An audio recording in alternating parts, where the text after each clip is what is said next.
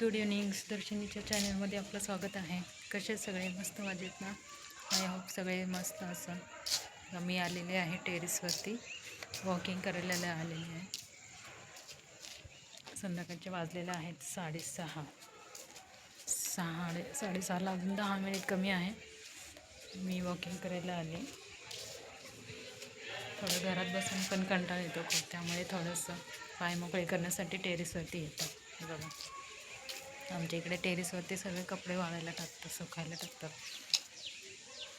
की आता कडक उन्हाळा चालू झालेला आहे, त्यामुळे खूप गरमी वाढली. पक्षी, हे बघा पक्षी.